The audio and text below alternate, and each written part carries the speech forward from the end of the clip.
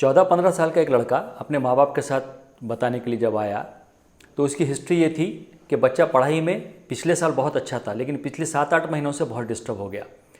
उसको बार बार छींके आना और ज़ुकाम होना हो गया है, और वो पढ़ाई में डिस्टर्ब हो गया है, उसकी नींद डिस्टर्ब है और उसके मार्क्स कम हो गए हैं। उसको बार बार सर दर्द होता है, चश्मा लिया गया लेकिन वो उसका सर दर्द नहीं जाता है। हाय, मैं हूँ डॉक्टर नजीफ फहमी।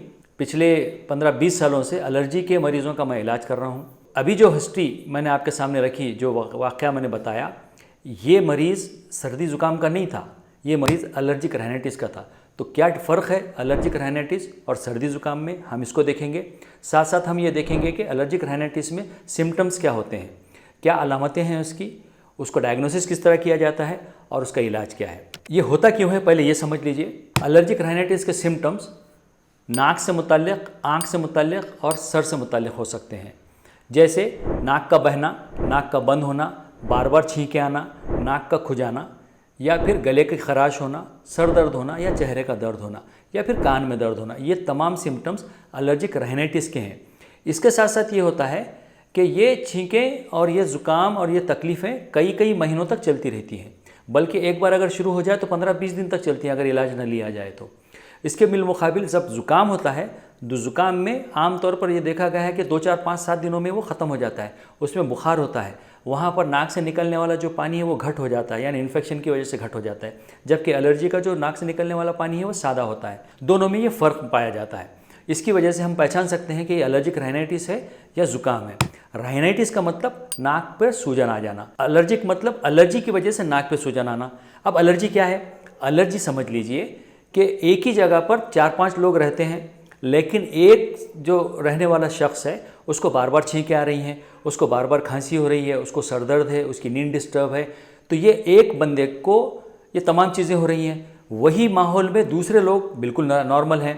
तो इससे पता चलता है कि माहौल में या एटमॉस्फेयर में ऐसी कुछ चीज़ें हैं हमारे इन्वायरमेंट में जो इसकी नाक में जब जाती हैं, एलर्जिक राइनाइटिस के मरीज़ की नाक में जब जाती हैं तो उसका जिस्म वो नॉर्मल चीज़ों के ख़िलाफ़ एबनॉर्मल रिएक्शन देता है, यानी वो नॉर्मल चीज़ों के ख़िलाफ़ बहुत ज़्यादा केमिकल रिएक्शन देता है, जिसकी वजह से उसको छींके आना, नाक बंद होना, नाक से पानी बहना, नाक में गुदगुदाहट होना, आँखों का खुजाना, कान में दर्द होना, गले में तकलीफ़ होना, बार बार गला साफ़ करना, ये तमाम चीज़ें हो जाती हैं।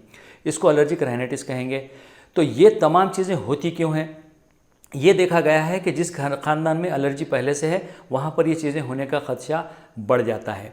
तो इसकी वजह से ये सिम्टम्स जब आते हैं तो इसकी वजह से वो शख्स बहुत ज़्यादा डिस्टर्ब हो जाता है। ये 24 घंटे उसकी नाक बंद होती है या नाक में गुदगुदाहट होती है, जिसकी वजह से उसकी नींद डिस्टर्ब हो जाती है। जैसे ही उसकी नींद डिस्टर्ब होती है उसको दिन भर थकन का एहसास होता है, वो चिड़चिड़ापन का शिकार हो जाता है, वो इरिटेबिलिटी का शिकार हो जाता है, वो एंग्जाइटी और डिप्रेशन यानी फ़िक्रमंदी का शिकार हो जाता है, डिप्रेशन यानी मायूसी का शिकार हो जाता है। उसका ध्यान काम में नहीं लग पाता, वो एक साथ किसी चीज़ पर ध्यान लगाकर पढ़ नहीं पाता, किसी चीज़ को समझ नहीं पाता, जिसकी वजह से जिसको कॉग्निटिव डिसऑर्डर कहते हैं। इसी के साथ साथ जब इन तमाम चीज़ों की वजह से वो अपने आप को अलग थलग रखने शुरू करता है, डिप्रेशन की वजह से भी और ये बार बार की तकलीफ़ों की वजह से। तो इस तरह से ये एलर्जिक राइनाइटिस सिंपल बीमारी नहीं है कि कुछ ही दिनों में ये अपने आप ठीक होने वाली है सर्दी ज़ुकाम के जैसे, लेकिन इसके सिलसिले में आपको ये देखना ज़रूरी है कि इसका डायग्नोसिस सही हो। इसका डायग्नोसिस हमको पता चल जाता है हम हिस्ट्री पर, किस तरह से मरीज़ का पूरी बीमारी चल रही है, उसकी बुनियाद पर आप पहचान सकते हैं कि ये सादा सर्दी ज़ुकाम है, एलर्जिक राइनाइटिस है। लेकिन अब उसके आगे की स्टेप, जैसे मैंने बताया कि किस चीज़ की एलर्जी है, ये जानने के लिए हमको ये जानना ज़रूरी है किन चीज़ों से एलर्जी हो सकती है। किन किन चीज़ों से हो सकती है? जो हमारे अतराफ़ मौजूद पौधे हैं या झाड़ हैं, इनसे निकलने वाला जो बुरादा है, इससे एलर्जी हो सकती है।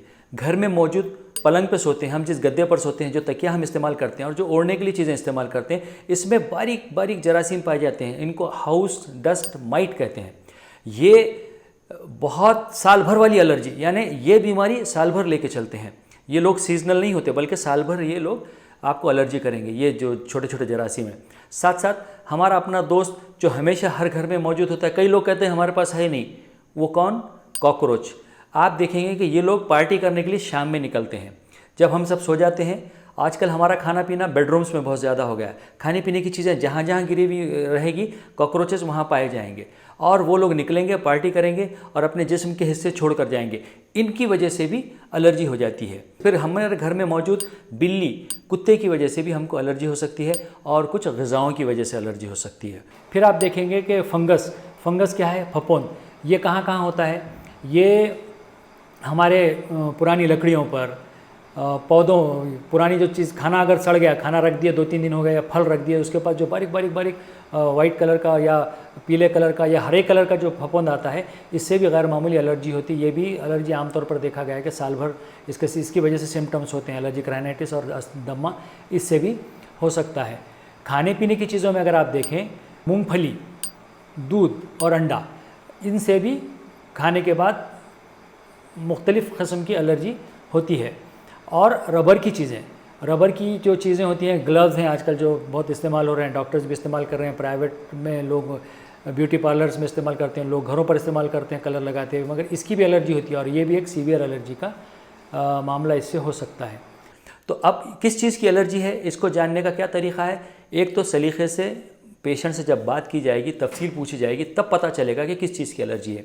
अगर उसमें बात साफ़ नहीं हुई, उसको कंफर्म करने के लिए फिर आजकल एक बेहतरीन टेस्ट किया जाता है, उसको कहते हैं स्किन एलर्जी टेस्टिंग। इसमें यह होता है कि हम जिन चीज़ों का डाउट है, उन चीज़ों को स्किन पर लगाकर स्क्रैच करते हैं और टेस्ट करते हैं। वो कौन कौन सी चीज़ें हो सकती हैं? जैसे मैंने कहा कि हमारे पास हाउस डस्ट माइट है, उनके 2-3 अलग अलग नमूने के हाउस डस्ट माइट है, उनको चेक किया जाता है। फिर वो पौधे, वो झाड़, उनसे निकलने वाले पोलन को चेक किया जाता है। फिर हमारे पास आम तौर पर खाने की जो चीज़ें हैं, उनको चेक किया जा सकता है जिन पर हमको डाउट है। फिर साथ साथ वो जानवर जो हम पालतू जानवर जो हमारे अतराफ़ में होते हैं, उनको चेक किया जाता है। फिर कुछ केमिकल्स हैं, कुछ लैटेक्स है, जैसे रबर है, इनको भी चेक किया जाता है। फिर हम देखते हैं कि इसमें से किन चीज़ों को इनका बॉडी ज़्यादा रिएक्शन दे रहा है। उन रिएक्शन की बुनियाद पर हम यह तय कर पाते हैं कि इस चीज़ की एलर्जी है क्या।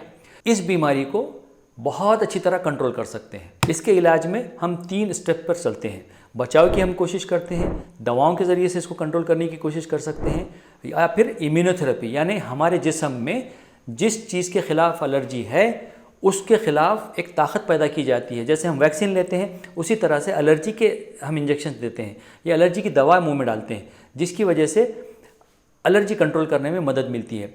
कई मरतबा ये होता है कि आप इम्यूनोथेरेपी जब लेते हैं तो 15-15, 20-20 साल तक आपको दवाओं की ज़रूरत नहीं पड़ती, अटैक नहीं आता। लेकिन कुछ जगहों पर ये जड़ से भी ख़त्म हो सकती है। तो ये अलग अलग उसकी शक्लें हैं, अलग अलग मौक़ों से अलग अलग रिस्पॉन्स आपको मिल सकता है।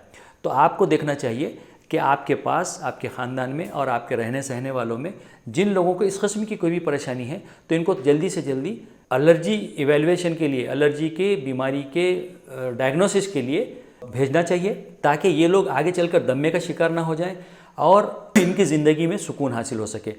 ये वीडियो उन लोगों को ज़रूर भेजिए जो लोग सर्दी ज़ुकाम, बार बार की सर्दी ज़ुकाम से परेशान हैं, और अपने फैमिली फ्रेंड्स को इस वीडियो को शेयर कीजिए। और हम अगले वीडियोज़ में इम्यूनोथेरेपी किस तरह की जाती है और एलर्जी टेस्टिंग किस तरह की जाती है, हम अगला वीडियो लेकर आएंगे। आपका बहुत बहुत शुक्रिया, आपने अब तक हमको जो रिस्पांस दिया है, हमारे वीडियोस को जो चाहा है आपने, और इसकी वजह से मैं समझता हूं कि आपकी बीमारियों को समझने की जो सलाहियत है वो अच्छी खासी बढ़ गई होगी। आपके इस इंकरेजमेंट की वजह से हम और अच्छे वीडियोस लेते आते रहेंगे। इस वीडियो को ज़्यादा से ज़्यादा शेयर कीजिए ताकि कहीं ना कहीं किसी न किसी मरीज़ का फ़ायदा हो सके।